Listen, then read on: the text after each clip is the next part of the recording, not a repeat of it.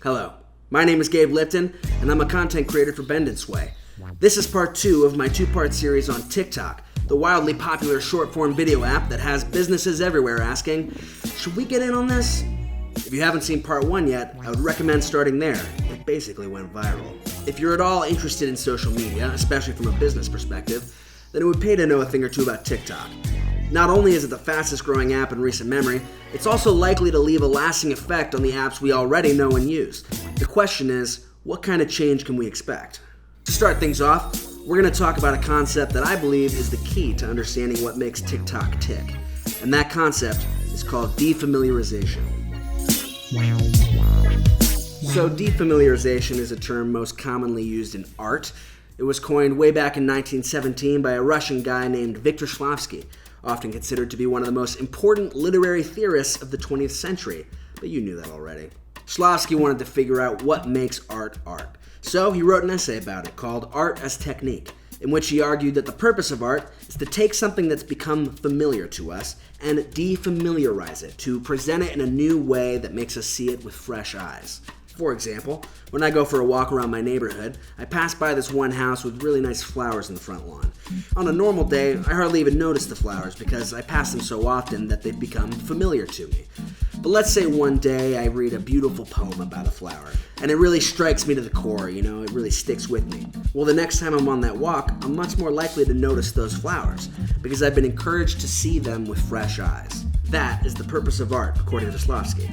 It literally makes you stop and smell the roses. And it achieves that goal by using defamiliarization. It takes the familiar and makes it unfamiliar so that we can experience it again as if for the first time. Here's the thing.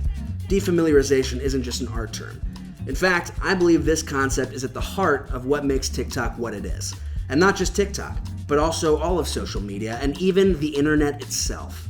When it was first created, the internet took something that was very familiar to most people, namely physical human experience, and put it in an unfamiliar new landscape, the digital world. Now that I've gotten on the internet, I'd rather be on my computer than doing just about anything. It's really cool. The internet gave us a whole world of exciting new possibilities. The internet wasn't so strange that it was unapproachable. It was still basic human being stuff. Reading things, watching things. If the human experience is like a flower, then the internet is like a poem that allows us to have that experience with fresh eyes. Cut to 37 years later, and what was once a fresh, defamiliarized view of the human experience through a digital lens is now very familiar to us. Social media, specifically, is the result of hundreds of millions of people all having high-speed access to the internet all day, all the time, in their pockets, all the time, anytime, and all the time. In fact, we're so familiar with what social media apps offer to us that we just lump them all in the same category. We call it all social media. It's become the job of social media developers to say, hey, I know you're sick of Facebook, but have you tried Facebook?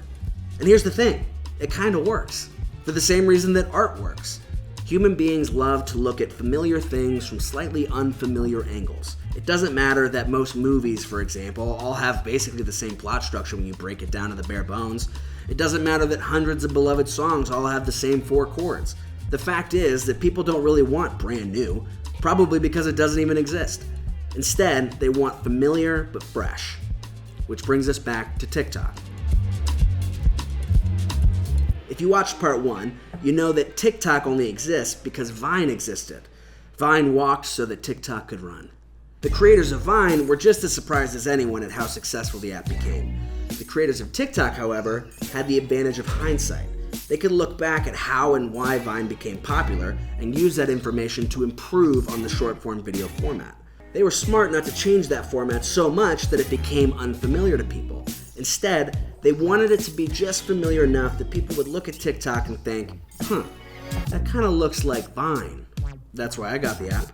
I was willing to download TikTok just to see how close it was to the experience of using Vine. On a practical level, the way you engage with TikTok as a viewer is by swiping up through an endless stream of video content. So what makes that entertaining?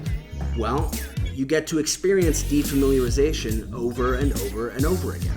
By including features that make it easy to engage with other people's content, TikTok encouraged the invention of trends and challenges. You can find thousands and thousands of videos of people all dancing to the same song. There are trends where you share interesting stories from your life. You find trends and challenges all over the app. It's literally full of them. The existence of trends allows TikTok to capitalize on perhaps its smartest feature, which is the algorithm. TikTok's algorithm is paying very careful attention to how you engage with the app. It's like the app is literally waiting for you to experience defamiliarization. It tracks the kind of videos you like and fills your feed with them until the moment you become too familiar. Then, it finds new videos to put in front of you, new trends. When someone puts a really clever spin on a trend that you've seen 100 times, it's genuinely entertaining. The app feels endlessly fresh because it's real people making these videos, not executives or companies or studios. There's hardly any polish, basically no standards for quality, but it doesn't matter. The app is still wildly engaging because people are wildly engaging. And even when you do start to get too familiar with a certain kind of video, the algorithm is always one step ahead, making sure that the next thing you watch is just a little bit fresher. So what does this mean for businesses out there who might want to get on TikTok? Well, it means that you have to be willing to be real creative and real weird if you want to make it work. Social media is becoming more and more creative by the day. If businesses want to be effective on these platforms, they have to recognize that what might feel unfamiliar and fresh to them is already very familiar to the average user. You have to be able to keep up with trends, recognize what's popular and why, and be willing to adapt when those things inevitably change like a week later. Or you can just hire someone to do that job for you.